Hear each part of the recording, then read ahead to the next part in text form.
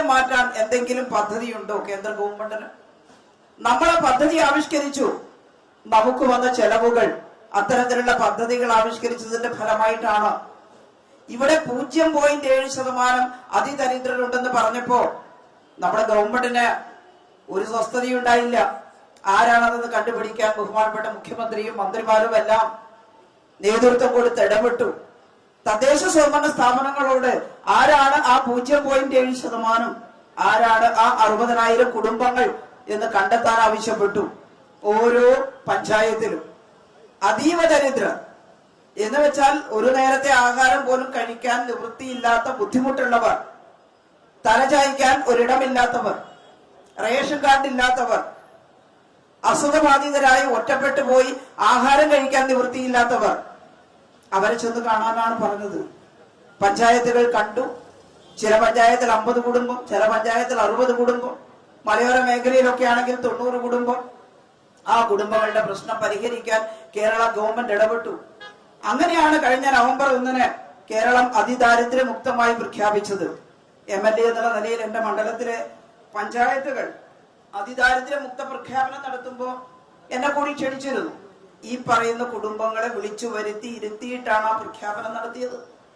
അവരാണ് സാക്ഷ്യപത്രം. അവർ പറഞ്ഞു, ഞങ്ങൾക്ക് കാർഡ് ഉണ്ടായിരുന്നില്ല, വളരെ പാവപ്പെട്ട കുടുംബങ്ങളാണ്, ചില സാങ്കേതിക തടസ്സങ്ങളാണ്, അവർക്ക് റേഷൻ കാർഡ് കിട്ടി.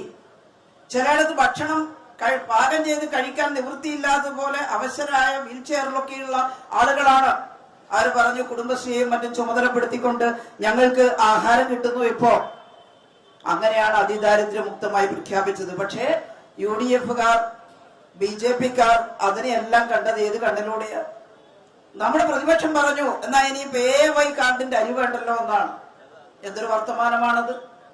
അന്ത്യോദയ അന്നപൂർണ യോജനയുടെ കാർഡിന്റെ അരി കിട്ടുന്നത് കൊണ്ടാണ് അവർ അതിദരിദ്രരല്ലാതെ നിലനിൽക്കുന്നത്. അത് നമ്മുടെ അവകാശമാണ്. അത് പിൻവലിച്ചാൽ അവർ കൂടി ബുദ്ധിമുട്ടിലാകും. കേരളത്തിൽ ഇടതുപക്ഷ ജനാധിപത്യ മുന്നണി ഗവൺമെന്റ് പറഞ്ഞു, അതിദാരിദ്ര്യമേ പരിഹരിച്ചു കഴിഞ്ഞിട്ടുള്ളൂ, കേവല ദാരിദ്ര്യം കൂടി പരിഹരിക്കലാണ് ഗവൺമെന്റിന്റെ അടുത്ത ലക്ഷ്യമെന്ന് ഇങ്ങനെ പ്രഖ്യാപിക്കാൻ കഴിയുന്ന എത്ര സംസ്ഥാന ഗവൺമെന്റുകളുണ്ട് കേരളത്തിൽ?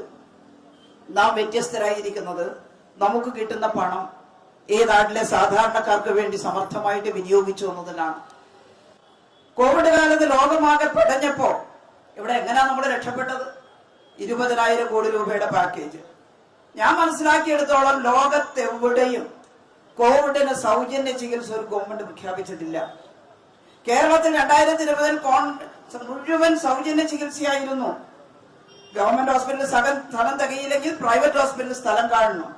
കോവിഡ് വന്ന ഉടനെ കേരളത്തിന്റെ മുഖ്യമന്ത്രി പ്രൈവറ്റ് ഹോസ്പിറ്റലിന്റെ മാനേജർമാരെ വിളിച്ചു. അവരോട് പറഞ്ഞു, നിങ്ങൾ സ്ഥലം കണ്ടെത്തണം, ആളുകളെ അഡ്മിറ്റ് ചെയ്യാൻ. അവരത് കേട്ടു. അതുകൊണ്ടാണ് കോവിഡ് രോഗികൾ ആശുപത്രിയിൽ അഡ്മിറ്റ് ആകാതെ തെരുവിൽ കിടക്കുന്ന അവസ്ഥ കേരളത്തിൽ ഇല്ലാതിരുന്നത്. ഡൽഹിയിൽ ഓക്സിജൻ സിലിണ്ടർ വില കൊടുത്ത് മേടിച്ച് സ്കൂട്ടറിലോ ഓട്ടോറിക്ഷയിലോ വെച്ച് അതൊന്ന് ഘടിപ്പിച്ചു തരാൻ വേണ്ടി ആശുപത്രികൾ തേടി പായുന്ന ഹതാശരായ മനുഷ്യരുടെ ചിത്രം വന്നു. ഒരാശുപത്രിയിൽ അത് ഘടിപ്പിച്ചു കൊടുക്കണമെങ്കിൽ 50,000 മുതൽ 1 ലക്ഷം രൂപ വരെ കൊടുക്കണം. അതായിരുന്നു ഇവിടുത്തെ സ്ഥിതി. ഇവിടുത്തെ ഗവൺമെന്റ് അതീവ ശ്രദ്ധയോടെ ഇടപെട്ടു. ആ സമയത്ത് ഒരു തവണ മഹാരാഷ്ട്രയിലെ രാജേഷ് തോപ്പെ അവിടുത്തെ ആരോഗ്യമന്ത്രി എന്നോട് ചോദിച്ചു, ഈ പ്രൈവറ്റിനെ നിങ്ങൾ എങ്ങനെയാണ് സഹകരിപ്പിക്കുന്നത്? ഞാൻ പറഞ്ഞു, ഇതിന്റെ തുടക്കത്തിൽ തന്നെ മുഖ്യമന്ത്രി പ്രൈവറ്റ് മാനേജ്മെന്റിന്റെ യോഗം വിളിച്ചിരുന്നു. അവരോട് കർശനമായിട്ട് പറഞ്ഞു, നിങ്ങളുടെ ആസ്പത്രിയിൽ ഇത്ര ബെഡ് തരണം എന്ന്. അത് അവരനുസരിച്ചു. നിങ്ങളും അങ്ങനെ ഒരു യോഗം വിളിച്ചു നോക്കൂ എന്ന് പറഞ്ഞു. കേരളത്തിന്റെ പ്ലാനിംഗ് ആണ് കേരളത്തിന്റെ വിജയം. ഞാൻ ചുരുക്കുകയാണ്.